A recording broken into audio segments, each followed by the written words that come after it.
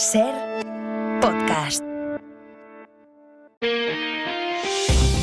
Las 7 de hoy por hoy. Ser Podcast.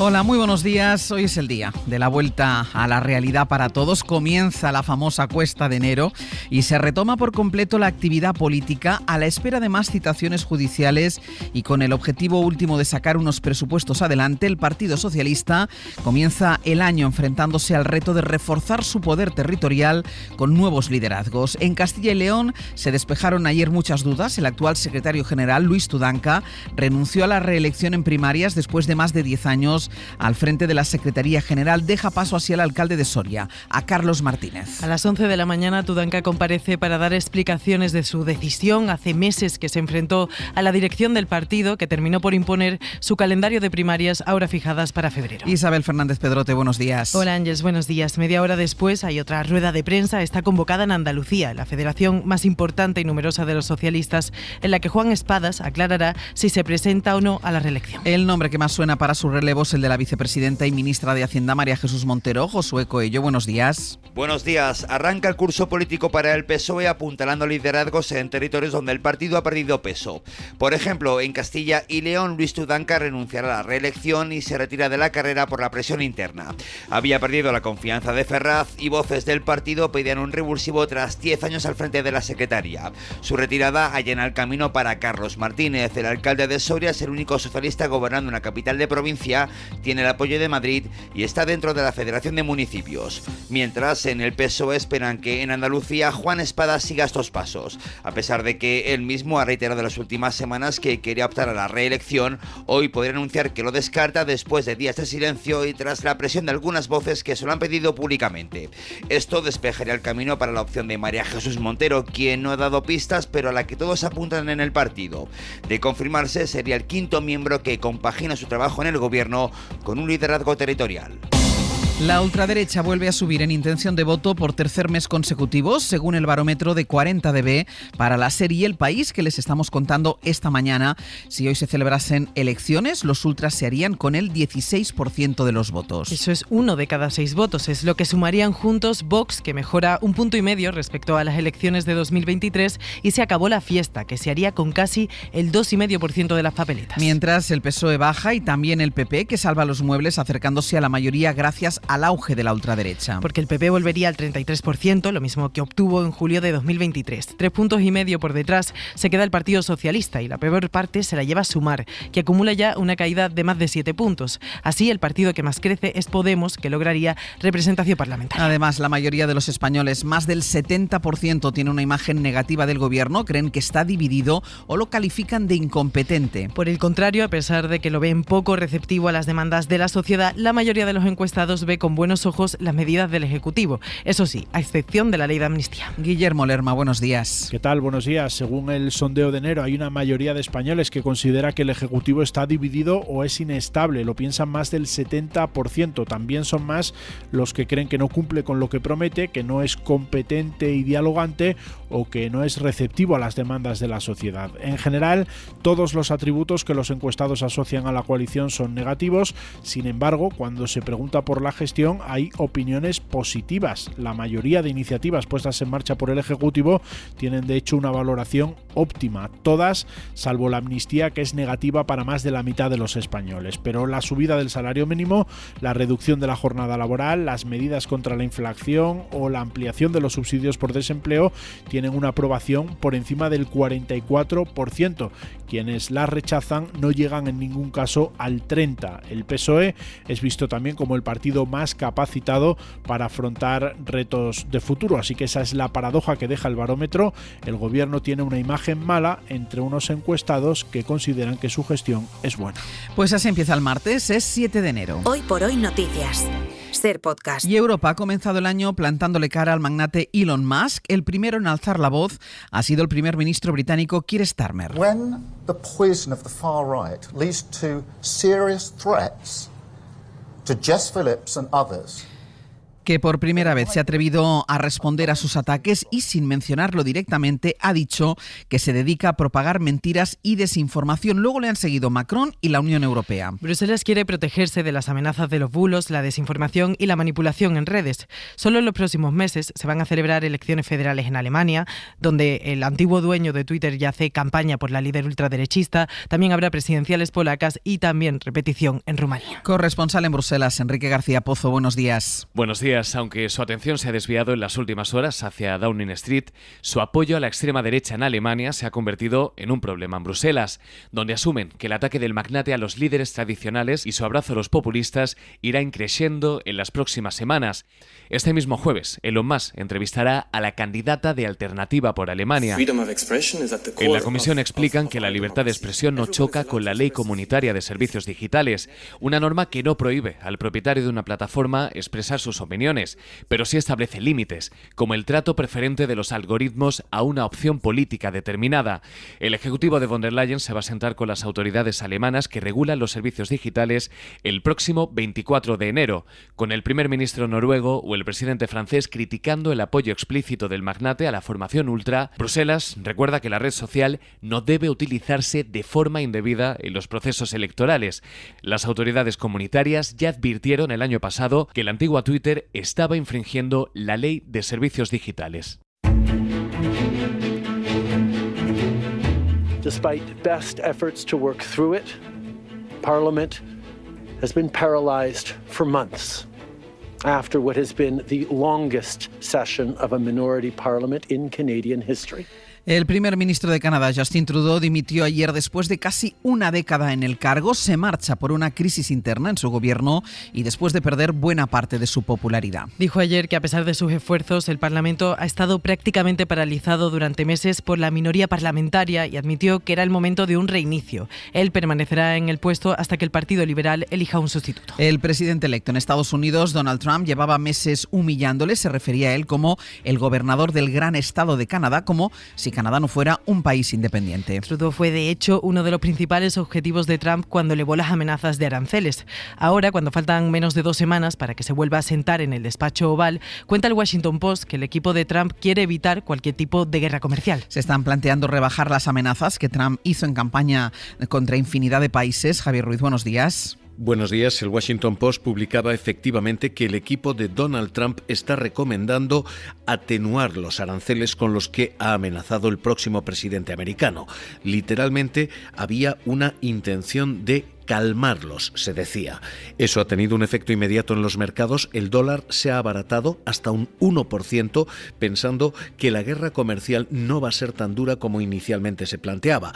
Pero Donald Trump ha intentado desmentir esa información. Asegura en su red social que son fake news, noticias falsas, las que está publicando la prensa. En cualquier caso, el dólar sigue a esta hora más barato, un 0,7%, en lo que se está calificando como el rally del alivio, en el que los mercados pretenden creer que lo que amenaza Trump será simplemente eso, una amenaza. Hoy por hoy noticias. Ser podcast. Es hoy el gran asunto en las portadas de la prensa francesa. Se cumplen 10 años del atentado terrorista contra la revista satírica Charlie Hebdo. En apenas 2 minutos, 2 hermanos mataron a 12 personas de la redacción. Una masacre que sacudió Europa y reabrió el debate en Francia sobre la libertad de expresión y la integración de los extranjeros. Corresponsal Vicens Batalla, buenos días. Buenos días. La portada del número especial de Charlie Hebdo que aparece este martes reproduce a un joven lector del semanario satírico sentado sobre un Kalashnikov y bajo el titular increíble, es decir, a prueba de bomba.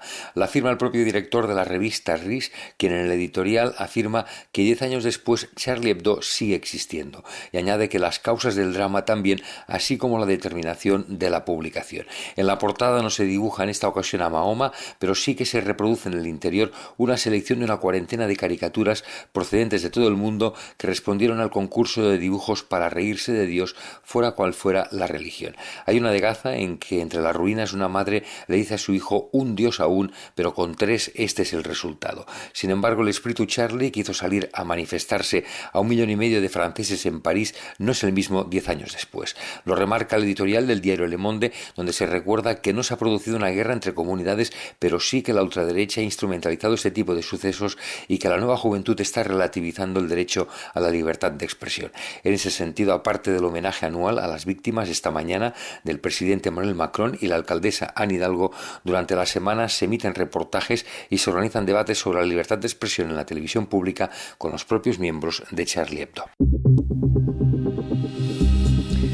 Hoy casi toda España vuelve a la rutina, pero en la provincia de Valencia esta vuelta a la normalidad es bastante más complicada, especialmente en los colegios. Muchos centros siguen registrando problemas y tienen la esperanza de que en estas 2 semanas de vacaciones hayan avanzado los trabajos de recuperación. Por ahora la Consellería no ha dado parte de esas labores. Hay otras cosas que sí empiezan a funcionar a pleno rendimiento y, por ejemplo, se recuperan todas las líneas de tranvía en su horario habitual. Radio Valencia, Natalens, buen día. Buen día, son las líneas 4, 6, 8 y 10 de tranvía que funcionaban desde el pasado 9 de noviembre, pero con horario de sábados. Y de la vuelta al cole, los casi 49.000 afectados ya han vuelto a las aulas, pero no todos en sus centros. Muchos han sido realojados en otros de acogida mientras se reparan los suyos, así que para evitar desplazamientos, la Consellería de Educación va a instalar barracones, aulas prefabricadas, mientras se acaban esos trabajos de rehabilitación que la comunidad educativa espera que hayan avanzado durante las vacaciones. Algunos centros tendrán que ser construidos de nuevo debido a los daños sufridos, pero eso es más a largo plazo. Hoy por hoy noticias. Ser podcast. Y en Italia, el vicepresidente Matteo Salvini quiere legalizar de nuevo los prostíbulos. Llevan prohibidos desde hace casi 70 años y bajo el paraguas de la regulación de la prostitución quiere que vuelvan a abrir sus puertas. Las organizaciones sociales están indignadas. Corresponsal John Solés. Las llamadas case chiuse, casas cerradas porque tenían las ventanas siempre cerradas, fueron impulsadas y gestionadas por el fascismo de Mussolini en los años 20 y 30 del siglo pasado. Tras la Segunda Guerra Mundial se intentó prohibirlas, pero solo se consiguió en 1958 con la ley Merlín.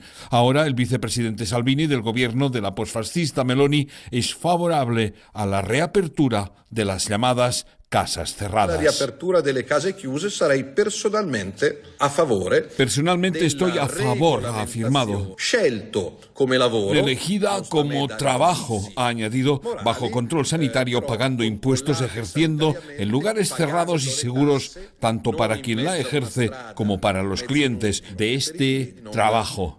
Diversas organizaciones de mujeres se han expresado rotundamente contra una futura legalización de los burdeles en Italia y han criticado el lenguaje del vicepresidente Salvini, que de la misma forma que califica de clandestinos a los inmigrantes, en esta ocasión considera que la prostitución es un trabajo.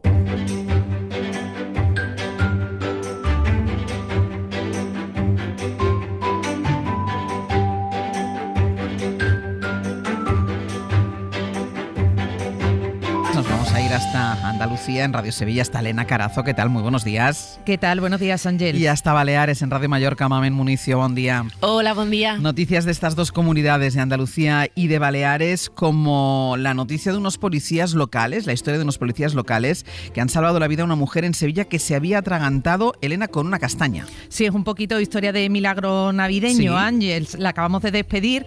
Ahora mismo la Navidad en Sevilla estaba Remedios, su marido y su hermana, pues paseando, esto de ver las luces, ¿no? Te paras, compras unas castañas en un puesto y nada, se queda en la garganta un trocito de castaña, nadie a su alrededor podía hacer nada por ella y fíjate lo que le pasa a Remedios. Me ahogaba. La cara morada, yo me sentía como si los ojos se me salieran y ya el aire no me entraba. Y de buena primera vino mi de la guarda, que era un agente de la policía local de Sevilla, que acudió junto con su compañera, revisaron el estado de la mujer y actuaron con toda la rapidez del mundo. La maniobra de lo que es de Heimlich, en este caso fueron 3 ocasiones, porque la primera yo creía que incluso le había hecho daño porque fue tan fuerte lo que le tuve que presionar en lo que es el estómago, hasta que la tercera vez pues salió hacia adelante. En este caso lo que tenía era un trozo de castaña y cayó al suelo. y ya lo mejor fue pues que estábamos los dos justamente al lado de la señora. Ahí se le cambió la cara y respiramos todos.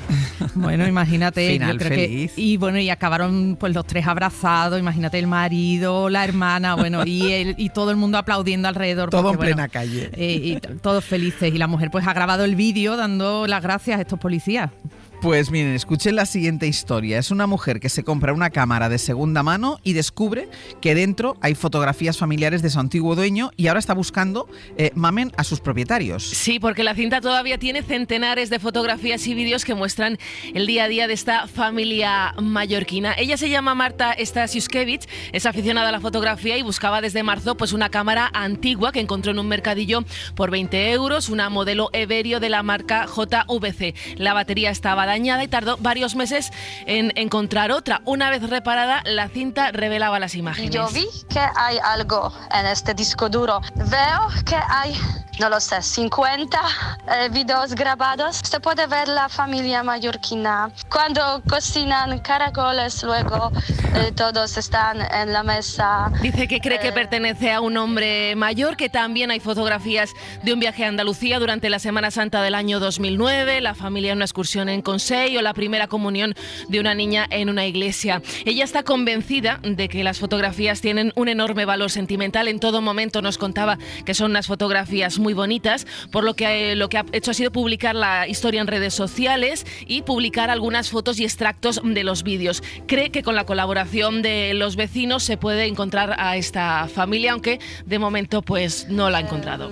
Para encontrar los dueños, porque son recuerdos muy importantes, y si algunas personas pueden reconocer sus familiares o sus amigos, no hay problema, yo puedo dar la cámara y todo este contenido. Eso decía, que devolvería con mucho gusto si encuentra la cámara por estos recuerdos que tiene. Pues con las pistas que ha dado, a lo mejor alguien que esté escuchando ahora la radio, ha dicho vacaciones en Andalucía, la comunión, cocinando caracoles, a ver si sirve también para encontrarlos a través de la radio. Mamen, Elena, gracias. Un abrazo. Hasta luego.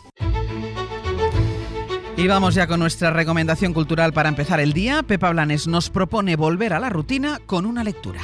Para los americanos, James fue uno de los libros del año pasado y ahora llega a nuestras librerías de la mano de una pequeña editorial de Conatus, que lleva tiempo publicando a este escritor afroamericano, Percival Everett, que poco a poco se ha convertido en un imprescindible en la literatura americana gracias al uso del humor para denunciar el racismo. Si uso el humor es porque me permite llegar a cuestiones serias que el lector ni siquiera se plantea, decía el escritor sobre la sátira que ha ido realizando en sus novelas. Igual recuerdan que Cancelado fue adaptada al cine hace justo un año, American Fiction, una desternillante crítica al racismo literario. Ahora hace algo más grande. En James cambia la historia de Huckleberry Finn, un clásico americano de Mark Twain. ¡Es el chico que va con el esclavo evadido! Esta nueva versión nos cuenta ese viaje de un muchacho que huye de su padre desde el punto de vista del esclavo que le acompaña, un tipo que cambia el lenguaje para engañar a los blancos esclavistas.